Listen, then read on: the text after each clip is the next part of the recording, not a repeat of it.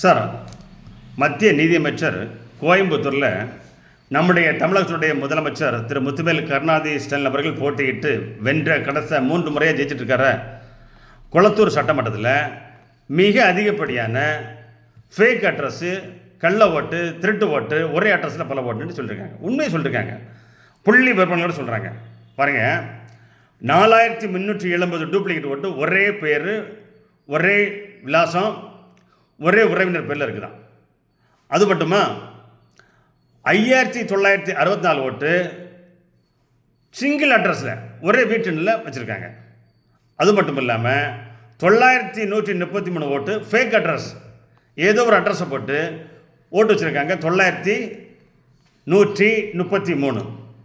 அது மட்டுமா, booth number 187, door number 20, 62 ஓட்டு இருக்குதான்.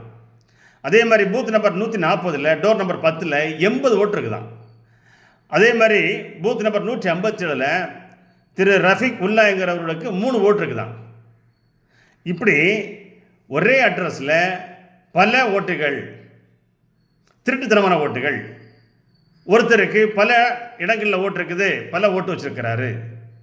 இப்படியே கொளத்தூர் சட்டமன்றத்திலேயே கிட்டத்தட்ட 20,000 ஓட்டு இந்த லிஸ்ட்டில் வருது சார். 20,000 ஓட்டு ஃபோர்ஜரியாக இருக்குது, ஃபேக்காக இருக்குது, ஒரே அட்ரஸில் இருக்குது. மத்திய நிதியமைச்சர் திருமதி நிர்மலா சீதாராமன் சொல்லியிருக்காங்க. ஆனால் திராவிட முன்னேற்ற கழகத்தை சேர்ந்து யாரும் மறுப்பு சொல்ல பாருங்க. உடனே கதறுவாங்க, பதறுவாங்க.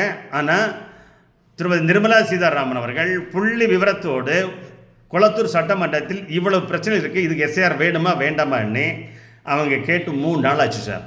இன்னும் திராவிட முன்னேற்ற கழகத்தை சேர்ந்த யாருமே பதில் சொல்லலை. புரியுதா? இப்போ புரியுதா உங்களுக்கு?